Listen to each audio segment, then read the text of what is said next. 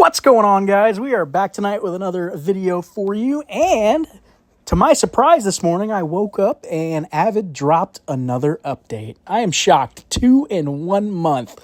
What is going on right now? And one of the cards they hit, I am super excited about because I love this archetype. You guys know it. I can't resist these Scorched Earth decks. And Infinity is like a key card in that deck, and it finally got a buff. And man, does this card seem so good right now. I love this card. Now, when played, all cards, wherever they are, lose 45 this turn. And then when returned, your cards, wherever they are, lose 67 next turn. And your opponent's cards lose 89 next turn. So, pretty good, man. Not only is it now hitting the same turn it's played, but it's also hitting next turn, and it's hitting your opponent harder than it hits you, which is fantastic because we're playing this in a power per turn deck, right? So we're trying to debuff our opponent while we also gain power per turn as the game goes on, so it makes it to where they are having trouble getting power down that's significant from cards like Infinity, yet our power per turn is outscaling them. So I want to give a shout out to Deadly Dave. He's the one who actually submitted this change to Avid as a suggestion, because both him and I had been talking about Scorched Earth, and we're like, man, we really need to get 2 or 3 cards submitted for this that hopefully they make a change for. And sure enough, this is the one they chose out of the submission. So shout out to Dave, man. Great job getting this card changed for us. I think this really helps the Scorched Earth archetype tremendously. So I am super excited. I'm hoping they do at least one more. I gave him a good idea today, I think, for specifically targeting Kontiki. I think that card right now doesn't really have a good home. There's just similar cards that do the job better for that. So I think we could get a buff on Kontiki that's specific for Scorched Earth, and that at least puts it in a home. So that's kind of the idea. I shot him today. I'm hoping we can get something done with that. I think that'd be cool. Maybe basically build this archetype into a reality, man. Make it playable. Now, not only did we see a buff on Infinity today, but we also saw Autotune get a buff. And this one I think I suggested exactly in my channel. One of my videos a while back, I said I thought Autotune needed a slight buff to kind of get on the same level as Statue of Liberty and those, the likes of Beowulf. So, shockingly, it did. It got the 18 until play, and I think that is what I suggested was 18 until played. So, pretty cool. And this one also gives now 20 on the turn if you're tied in the round, right? So, if on the first turn you draw it, you're going to get a little 20 buff as well. So, it might even make it a little bit better than Statue of Liberty now, honestly. At least an option. So, definitely makes 3/3 decks a little stronger. Now, we did a little interesting build here. I did do 3/3s for a couple of them, but I also stacked a ton of science cards, and we're going to drop Goatman as well. So not only do we have Autotune, we did Beowulf for the 19 until played on epics, so we stacked epic cards, and we did Goatman as well for our science buff. So not only are we now buffing Autotune, Beowulf, we also have Goatman for our science as well. So, interesting little brew here. I haven't tried this yet, but it actually seems to be playing fairly well. So, definitely decent. We also went Anubis for our 4th legendary or non-epic card, I should say. When returned, gain 20 perm. Tungsten, taking advantage of the energy this week. We get 23 no matter what, so we don't lose any permanent energy this week, but we get 14 power per turn. Roanoke Colony, great for the debuff on your opponent, potential for -10, or you get +10 on your own stuff, which we don't really want that. We'd rather debuff. Boston Tea Party, great Scorched Earth card as well. When drawn, all cards in both players' hands lose 16 perm, and when returned, whoever won the turn gains 80 next turn, so fantastic for us. Snow Queen, going to give us +10 and opponent -10. Diamond Tetra, another +10. We needed something in the oceans and sea slots, and there wasn't a ton of choices here, so we went Diamond Tetra. Ice Fish, just for the debuff on the -7 for 2 turns. And then Black Cayman, nice tech card here for all those life on land decks running around right now. -20 on the round for your opponents. So a lot of debuffs in this deck. Some of the science cards here. House of Haunted Hill. Again, another debuffer, -7 on the turn, and -12 to your opponent permanently if you play it. Looking Glass, nice little boost here, +70 when you play it. So if our cards are all sitting at 0 from our debuffs, we can still drop this and get another 70 on that turn, so it feels good. Door to Hell, another just little buffer we might need occasionally. Grim Reaper, another debuff, hitting 32 for the rounds 1 and 2, and then 16 rounds 3 and 4. Power of Zero, just hitting our opponent's big cards, -49. And Mount Etna, just filling the last slot here. This was kind of the wild slot. We could really there's some other good options you could fill there instead if you want. But I wanted to play this one, just something a little different for you guys. Makes my decks a little spicy, you know. When drawing, this card burns 10 until played, and then all other cards in both players' hands lose 20 this turn. So another debuff card there. That's the deck, guys. Let's go take her for a spin. Like I said, I'm super excited. We got some more buffs, man. I love seeing these buff updates rolling out for these balance changes. Super good. Between Autotune and then, like I said, we saw Infinity. What was the other ones? I'm blanking now. I think there was one more good one that I really was excited about. I didn't care so much for the nerfs. My opinion's always been I don't really think Lock is that overpowered. I know I'm gonna hear some kickback on that. I get it. A lot of you guys don't like Lock. Honestly, I don't feel like it's that busted. I think it's strong. I think it's okay. Honestly, I feel like it was somewhat balanced personally. I don't contend that it was overly bad personally, but to each their own, right? I think personally that the reason a lot of people focus on Lock is because it's one of the few other ways to win that isn't just buff X card X amount, and Lock has this alternative play style of locking out your opponent's cards. They kind of screws their cycling up a little bit, so has that control element to it, which a lot of players tend to not like.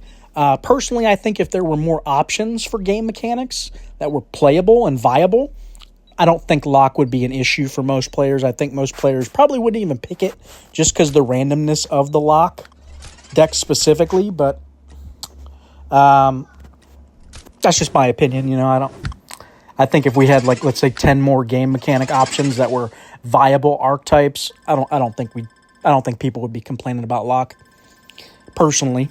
I did have another cool idea today. I was talking with Deadly Dave again. We were talking about kind of card ideas, and I told him one that I had seen something about it in Discord. Somebody kind of gave me the idea. I can't remember who it was or who I was talking to. I think it was just kind of on the fly. But something sparked an idea in me when I saw their idea, and it basically was kind of along the lines of, I want to say it was a nuke. The card was a nuke, and the idea was something about if they are trailing by a certain amount, then the nuke would be activated. So I liked that idea of here was what I kind of compounded on the idea of them trailing, and then the idea was it dropped like a massive debuff is what his idea was. But instead of just doing the massive debuff, I said, well, why don't we do this? Instead of a debuff, what you do is you play the nuke if your opponent's running away with the game. Let's say they're up by 400. You're trailing by 400 power. The nuke is then active. And if you play the nuke, it immediately, the next round, would go to sudden death. So it triggers a sudden death where everybody's reset back to 0 on the power. So he was up by 400. Well, now he's not. Now he's at 0 because he was running away with the game carelessly. Well, we decided to turn the tide in real life. Like, we drop a nuke, right? That's what nukes do. They level, or they balance the field out a little bit, you could say, right? So that's kind of the premise of the nuke, is it's balancing out, turning the tide in your favor. You drop the nuke, and now the game is balanced out. You both get set back to 0, sudden death. And not only is it kind of messing cycling up a little too, but it could even come early. It might not even be the third turn or after the third turn of the round. It could be, he's winning by 400 after turn 1. And then you drop it on turn 2. And then in turn 3, now you're in sudden death, right? So now you're one less turn in the game, which could matter, right? Definitely into late game.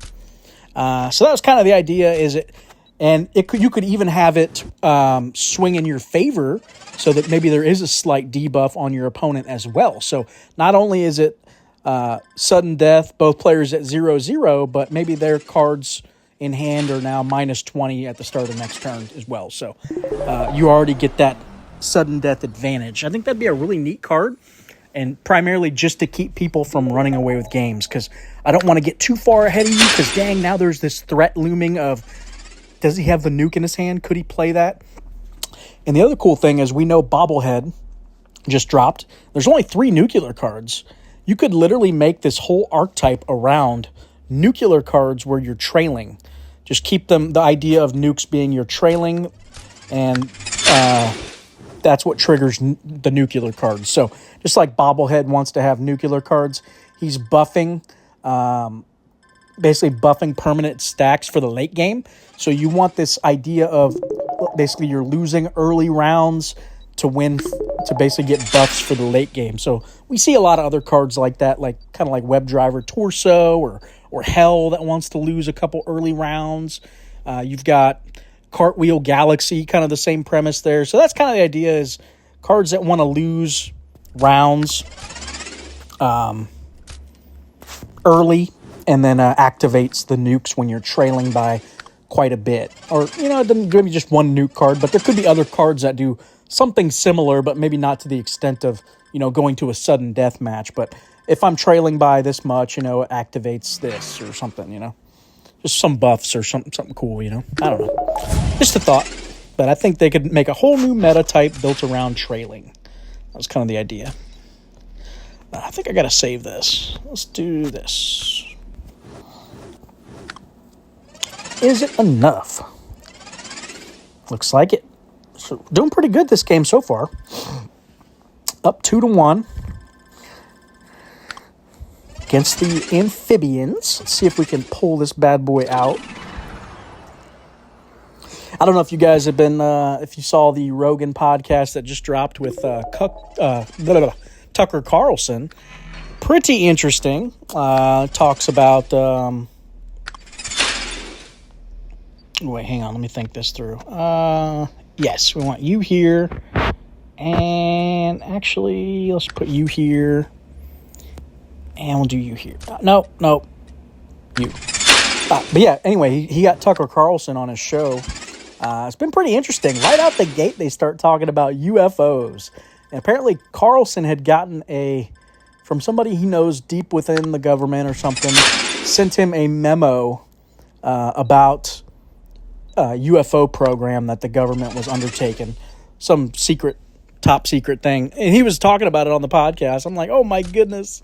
Like they accidentally released this information.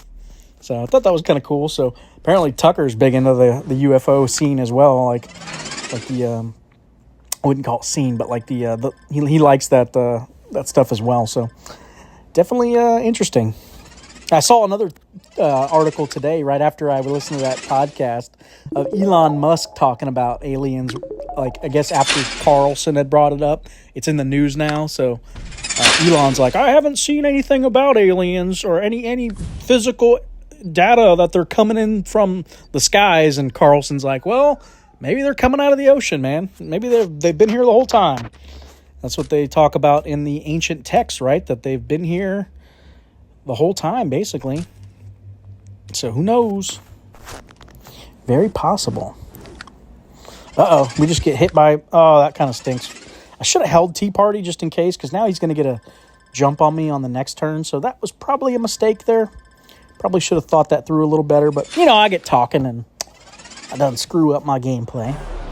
So this is getting scary. He's definitely got a chance for this last round. Amphibians is no joke. It can put some power down. Let's see here. Let's do it like this. Close game. Can we pull through with Scorched Earth, man? Come on. I want to win. I like winning with my crazy decks. There we go. Door to hell. Let's go. Let's go. For all my boys in the back. Ooh, there we go. Oh, yeah, you didn't like that, did you? There we go. We got a good shot now, I think.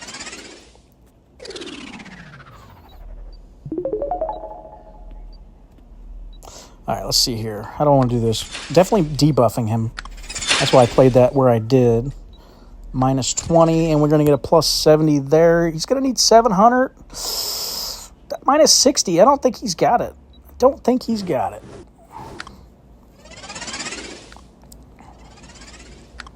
There we go, boys and girls. We did it. Took down the amphibians deck. Heck yeah. All right, guys, I think that's all I'm going to do for tonight. I just wanted to show off that infinity change. I think it's super good. I can't wait for a lower energy week because, this is a high energy week, and I'm still winning with it. So I can't imagine like a good week where it's maybe like a 13 energy week or something, and you drop this infinity down for 1. Man, that card's going to be so good. Let me know what you guys think of the changes they just dropped. As always, please hit that like button and that subscribe button. And thanks for watching, guys. Have a good night.